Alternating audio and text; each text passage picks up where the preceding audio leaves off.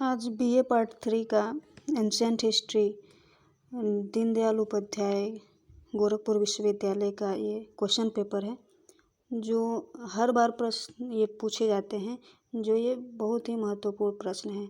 और आप सभी लोगों को पता होगा कि बीए का जो पेपर पहले सेमेस्टर से होता था, ऑब्जेक्टिव और सब्जेक्टिव दोनों, लेकिन इस बार जो है बदलाव हो गया है।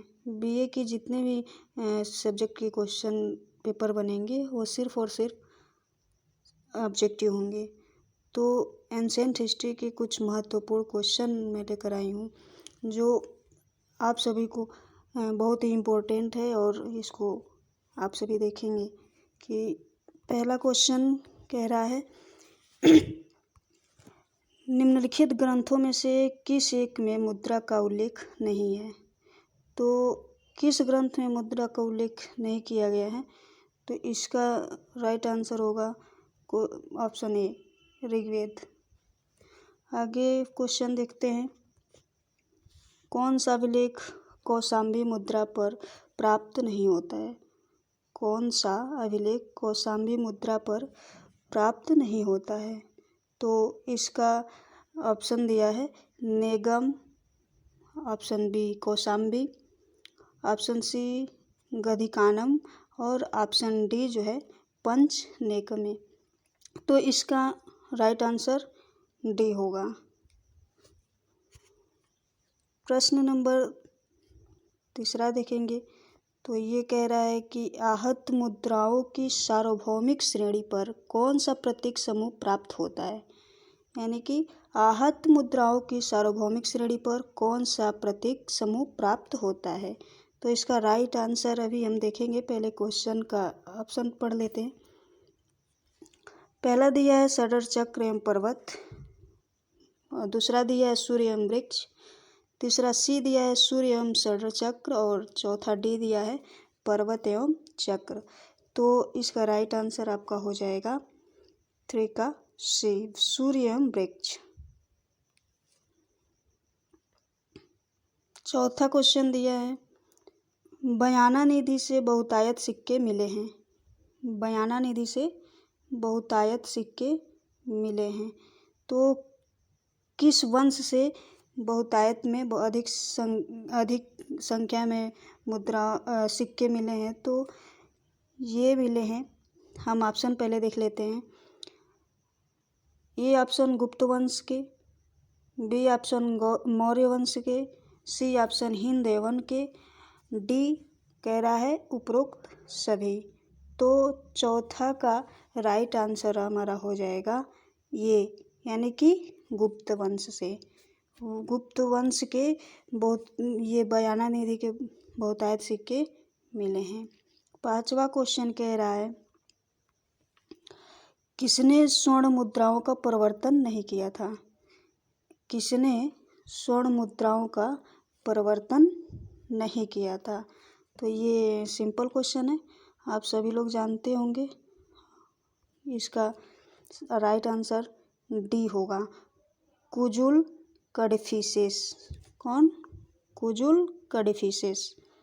आगे छठा क्वेश्चन देखते हैं, वैदिक काल में कौन एक विनिमय का माध्यम नहीं था। यानी कि समान वस्तु का लेन देन जो क्रय विक्रय होता था, वो वैदिक काल में कौन सा माध्यम नहीं था जिसके माध्यम से हम उस समय विनिमय नहीं करते थे। तो इसका राइट आंसर होगा, पहले हम क्वेश्चन देख लेते हैं कि ऑप्शन में क्या दिया है। पहला दिया है ए में निष्क, बी में गाय दिया है, सी में सिक्का और डी में अनाज। तो इस क्वेश्चन का राइट आंसर होगा सिक्का। वैदिक काल में विनिमय का माध्यम सिक्का नहीं हुआ करता था। सातवां क्वेश्चन दिया है मौर्यकालीन ब्राह्मी लिपि की भाषा है।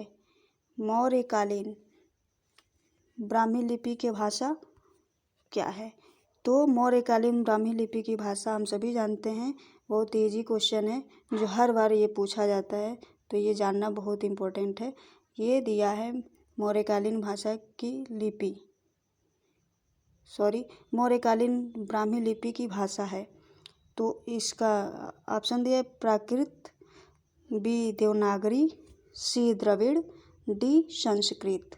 तो इसका राइट आंसर होगा हमारा ये प्राकृत। 8वां क्वेश्चन देखते हैं। नारद स्मृति के अनुसार लिपि के सृजनकर्ता हैं। नारद स्मृति के अनुसार लिपि के सृजनकर्ता हैं। तो कौन सृजनकर्ता हैं? ऑप्शन देखेंगे चित्रगुप्त, ऑप्शन बी देखेंगे गणेश, ऑप्शन सी देखेंगे ब्रह्मा, ऑप्शन डी इंद्र। तो इसमें से कौन सृजनकर्ता है नारद स्मृति के अनुसार? तो ये ऑप्शन हमारा सी सही हो जाएगा, ब्रह्मा।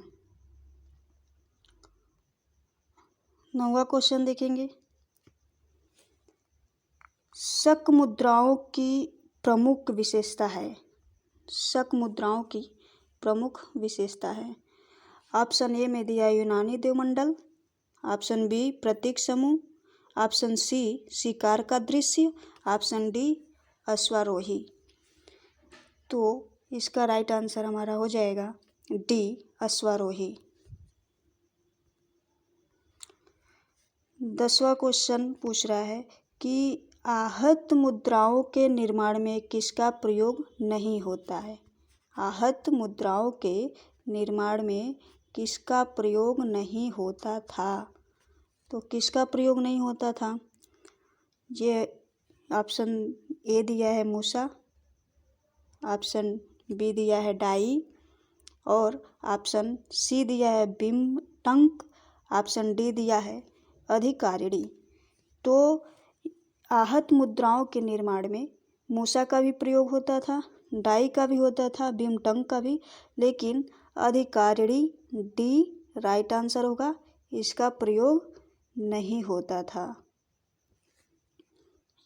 11वां क्वेश्चन पूछ रहा है कि बैसिलियास उपाधि व्यक्त करती है। बैसिलियास ये उपाधि हुआ करती थी जो व्यक्त करती थी। तो कौन सी उपाधि को व्यक्त करती थी? पहला आपका ऑप्शन दे रहा है महाराजा, बी ऑप्शन महतस, सी ऑप्शन महाराजाधिराज, डी ऑप्शन राजाधिराज। तो हमारा 11वां क्वेश्चन का राइट आंसर होगा ए महाराजा। क्वेश्चन नंबर 12 देखेंगे। निम्नलिखित में से किसी एक का अंकन आहत मुद्राओं पर प्राप्त नहीं होता है। क्या कह रहा है? निम्नलिखित में से किसी एक का अंकन आहत मुद्राओं पर प्राप्त नहीं होता है। तो आहत मुद्राओं पर किसका अंकन प्राप्त नहीं होता है? ऑप्शन ए दिया है वेदिका में वृक्ष, ऑप्शन बी दिया है चक्र, और ऑप्शन सी दिया है पर्वत पर अर्धचंद्र, और ऑप्शन डी दिया है मंदिर। तो किसका नहीं होता था अंकन? मंदिर का नहीं होता था। बाकी वेदिका में वृक्ष भी मिलता है, चक्र भी हुआ करता था, पर्वत पर अर्धचंद्र भी बना होता था। हमारा राइट आंसर डी होगा मंदिर। अगला क्वेश्चन 13 देखेंगे। इसमें कह रहा है कि रजत आहत मुद्राएं कहलाती थी। रजत आहत मुद्राएं क्या कहलाती थी? तो पहला ऑप्शन दिया है ए निष्क, दूसरा बी दिनार, सी द्राख्म, और डी धरड़। तो इसका राइट आंसर क्या हो जाएगा? डी धरड़ हुआ करता था, जिसे हम धरड़ कहते थे। 14 क्वेश्चन नंबर 14 पूछ रहा है ये ब्राह्मी लिपि का ये अक्षर है जो इसमें कौन सा होगा? तो ऑप्शन ए में त है, ऑप्शन बी में थ है, और ऑप्शन सी में ग है। तो इसका राइट आंसर हमारा हो जाएगा बी था।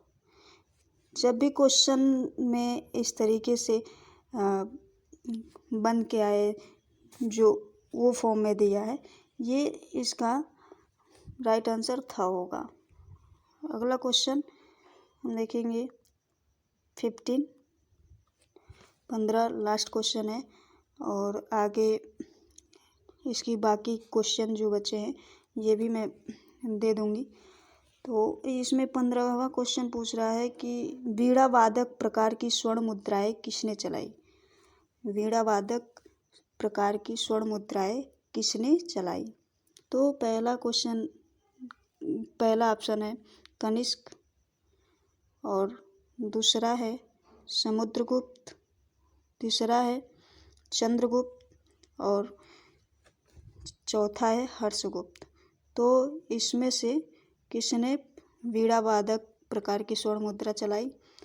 तो समुद्रगुप्त ने चलाई थी।